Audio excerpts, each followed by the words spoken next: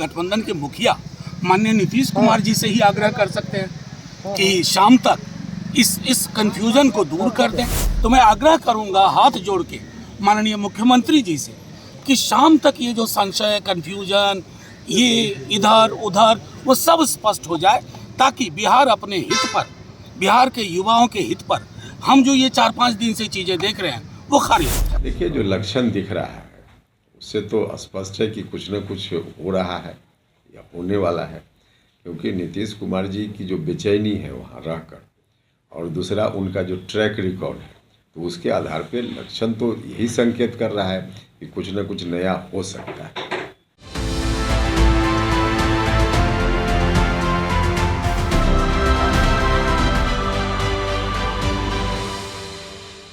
नमस्कार, आप देखना शुरू कर चुके हैं कैपिटल टीवी बिहार और मैं आपके साथ सरोज सिंह। बिहार में सियासत की जो बिसात बिछी हुई है उस पर चालें अब तेज हो गई है। देखिए, दोनों तरफ से, चाहे महागठबंधन की तरफ से हो चाहे वो एनडीए की तरफ से, दोनों तरफ से वार पलटवार हो रहा है। एनडीए की कहानी आपको हम सुना चुके हैं सवेरे कि क्या क्या डेवलपमेंट उधर हुआ है। आइए अभी बात करते हैं फिलहाल कि क्या हो रहा है महागठबंधन में, कैसे अल्टीमेटम पर अल्टीमेटम दिया जा रहा है नीतीश कुमार को। तो एक अल्टीमेटम दिया है आरजेडी ने, प्रवक्ता है मनोज झा, उन्होंने कहा है कि शाम तक नीतीश कुमार को ये क्लियर कर देना चाहिए, भ्रम की स्थिति दूर करनी चाहिए कि होने क्या वाला है बिहार में, क्योंकि जनता भी भ्रम में है और बिहार का भी नुकसान हो रहा है। तो एक अल्टीमेटम है कि शाम तक नीतीश कुमार को अपना स्टैंड क्लियर कर देना है कि वो चाहते क्या हैं। आरजेडी चाहती है कि भ्रम की स्थिति अब दूर हो जाए। गठबंधन के मुखिया माननीय नीतीश कुमार जी से ही आग्रह कर सकते हैं कि शाम तक इस कंफ्यूजन को दूर कर दें। ये तो एक कहानी है, लेकिन जो बिसात बिछाई जा रही है राबड़ी निवास पर, उस पर भी हम गौर कर लेते हैं, वहाँ की भी जानकारी ले लेते हैं कि वहाँ हो क्या रहा है।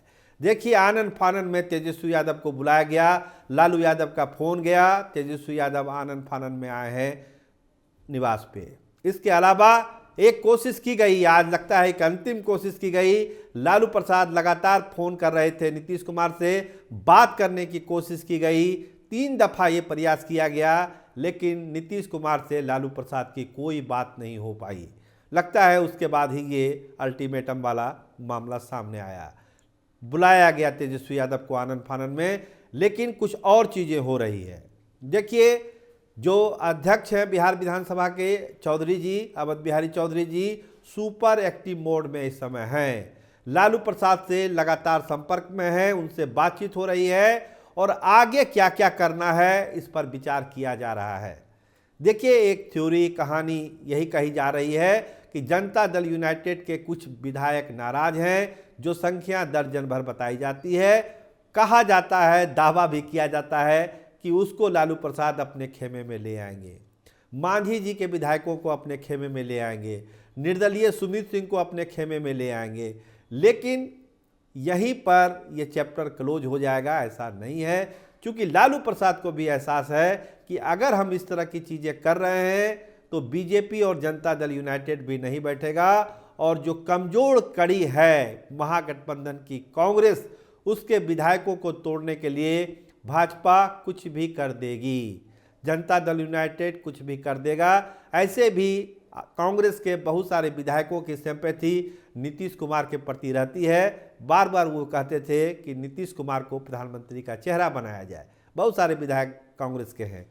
तो बीजेपी का भी ऑपरेशन है और जनता दल यू का भी है।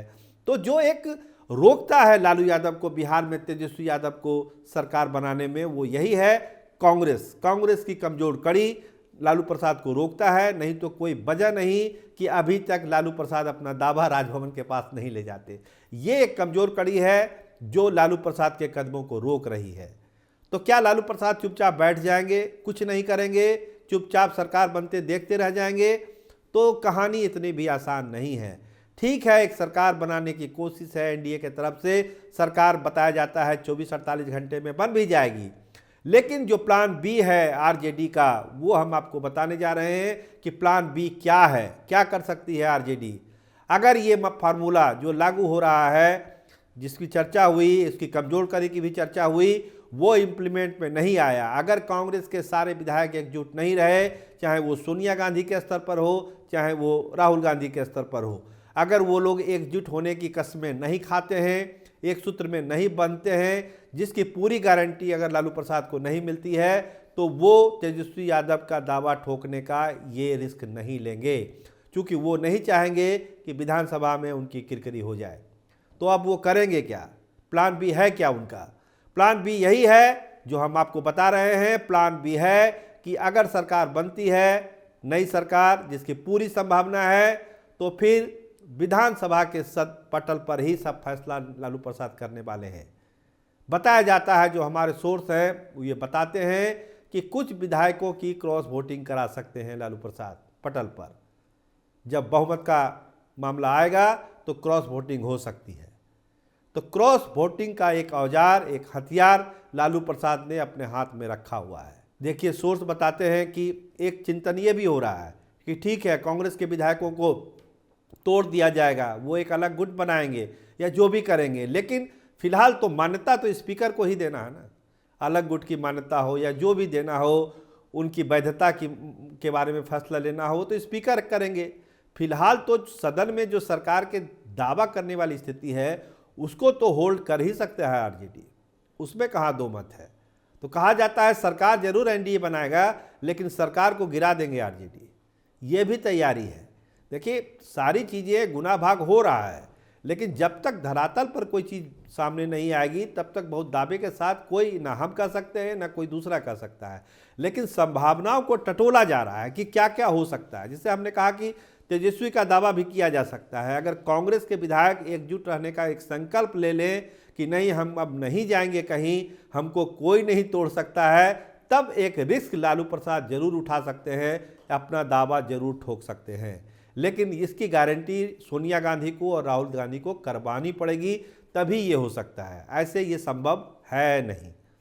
एक बड़ा हथियार स्पीकर के रूप में है आरजेडी के पास, क्योंकि स्पीकर है आरजेडी का तो बहुत सारे प्रयोग कर सकते हैं। जैसा मैंने कहा ना कि क्रॉस वोटिंग का मामला, या फिर कांग्रेस के किसी अलग गुट को मान्यता देने का मामला, या उसको होल्ड कर देने का मामला, ये सारे तो सदन में ही सब तय हो जाना है।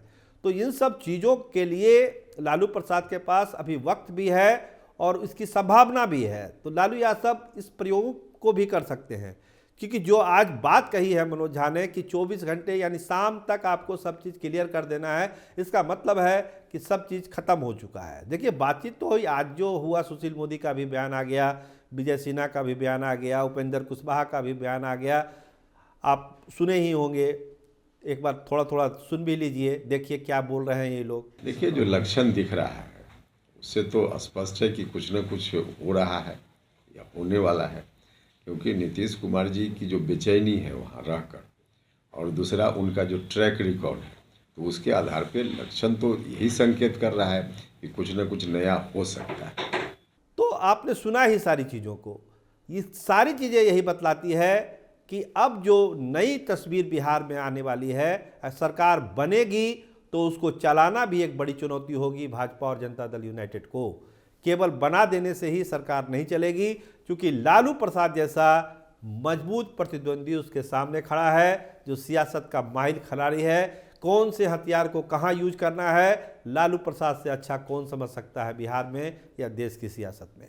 तो लालू प्रसाद के पास वो ताकत है, संभावना वो भी टटोल रहे हैं, पूरी गहमा गहमी है राबड़ी आवास पर। विधायक भी हैं, प्रमुख नेता भी हैं, सब लोग जुटे हुए हैं। वाम दल के भी बहुत सारे नेता गए हैं, कांग्रेस के भी कुछ नेता गए हैं। एक विचार विमर्श हो रहा है, किसी फार्मूले को तय करने की कोशिश हो रही है।